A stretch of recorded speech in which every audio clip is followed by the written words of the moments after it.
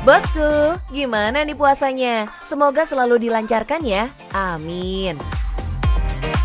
Asupan gizi waktu sahur dan buka harus paling utama ya bos, biar makin semangat sampai hari kemenangan nanti. Nah, supaya makin afdol sesuai anjuran Nabi, untuk makanan pembuka ada baiknya diawali dengan makan 3 buah kurma ya bos. Kurma bukan sembarang kurma, mesti yang jelas asal-usulnya bos. Tim Cuan mau ngasih rekomendasi tempat beli kurma terlengkap di Koja, Jakarta Utara. Skuy, kita samperin aja bos. Halo bos, mau tahu seberapa cuannya bisnis kurma yang saya jalani selama 7 tahun ini?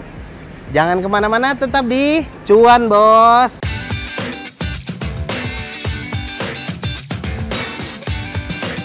Jadi penasaran, sejos apa sih cuannya? Monggo di-spill pak. 300 sampai 500 juta non Ramadan. Kalau Ramadan 1 bulan aja kita bisa 8 miliar, bisa 10 miliar kayak gitu. Masya Allah, cuannya sampai em-eman bos. Cakep banget ya. Ini baru namanya kebanjiran cuan. Belum lagi hasil penjualan online-nya nih. Makin rajin Pak Amran promosi di live sosmed, makin laris manis jualannya bos. Semanis buah kurmanya. Hihihi. Tapi kalau mau terima cuan segini gedenya, ya kudu kerja keras dan cerdas bos. Di balik cuan sekebonnya, bisnis ini pernah ngalamin kerugian yang cukup besar loh. Karena pada saat itu orderan kami masuk 8 kontainer. Akhirnya saya mau kirim 1 kontainer, tapi ada salah satu dari partner kita yang bilang udah kita kirim aja semuanya. Ya udah akhirnya kita kirim semuanya.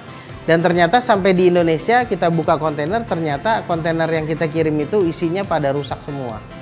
Itu busuk semua, udah ada, mohon maaf, belatungnya, udah ada itunya, hewannya, sehingga nggak masuk di karantina.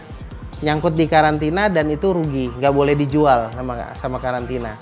Itu modal sekitar 2 miliar. Duh, berat banget ya bos cobaannya. Untung aja Pak Amran dibekelin mental yang kuat. Terus ada satu lagi kuncian utama yang power banget bos. Apa tuh? Yes, sedekah bos. Ini nih yang bikin masalah cepat kelar dan rejeki makin lancar.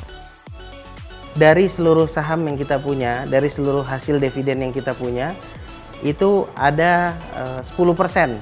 Jadi seharusnya ini kan 100% bagi sekian.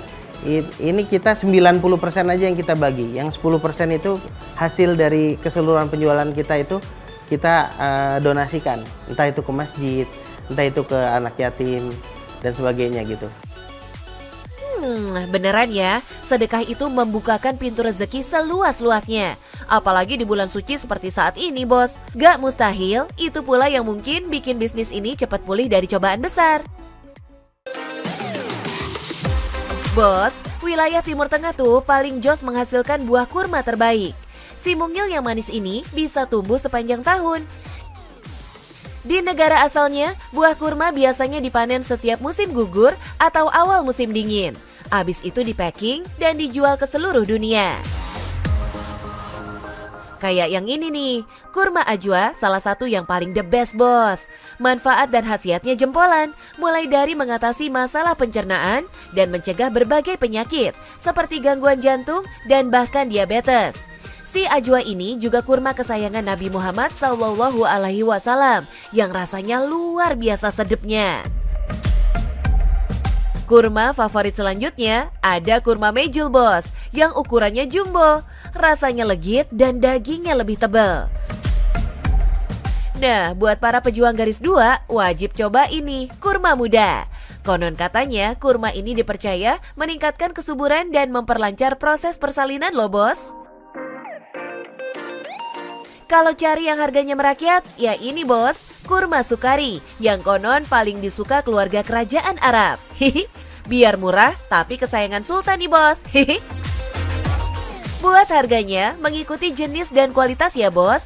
Ada tuh, kurma yang 1 kilonya sampai 200-300 ribuan. Ada juga yang harganya di bawah 100 ribuan.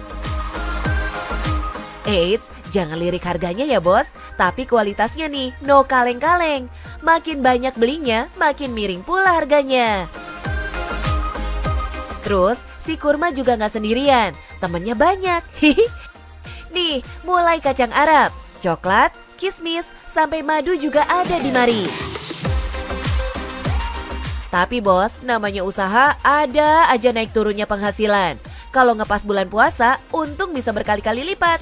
Tapi kalau nggak pas momennya, gimana tuh cara ngakalinnya, Pak? Jadi di luar bulan Ramadan akhirnya kita membidik para jamaah-jamaah umroh yang memang mereka berdatangan dari umroh, ibadah umroh. Nah, bagaimana kita masuk ke situnya? Kita bekerja sama dengan sejumlah travel. Tuh bos, jadi pengusaha mesti banyak akalnya, gak boleh nyerah sama keadaan. Salut deh Pak.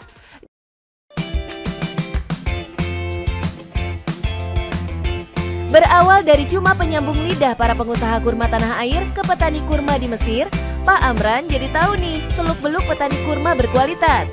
Berbagai pilihan jenis kurma ia tawarkan, plus makanan khas Timur Tengah. Jadi, nggak usah bingung ya kalau mau nyari makanan khas negeri 1001 malam. Wah, ini bagus juga ini, sambil menyelam minum air gitu kan, sambil saya coba bantu mereka, ternyata saya dapat pengalaman dan alhamdulillah ada penghasilan di situ. Nah, sampai saya geluti, akhirnya jadilah saya di situ suatu peluang jasa. Siapa yang sangka ya bos, dari jurnalis bisa jadi importir kurma. Yes, mobilitas yang tinggi, komunikasi yang baik, dan yang pasti jujur. Jadi modal pembuka pintu rezeki bisnisnya yang sekarang. Gak heran, pria berusia 38 tahun ini dipercaya beberapa pengusaha untuk megang pabrik kurma di Mesir. Gokil gak tuh bos? Muncullah ketika pemutusan untuk siapa yang akan mengelola dan memegang PT itu. Saya nggak pernah kepikiran sebelumnya dan ternyata mereka menunjuk saya. Yakini aja bos, rezeki itu nggak bakal tertukar. Bendahara langit itu maha adil. Jadi jangan juga takut-takut kalau mau mulai buka bisnis bos. Insya Allah bakal ada aja rezekinya. Asalkan bisnisnya dengan benar, jujur dan halal ya.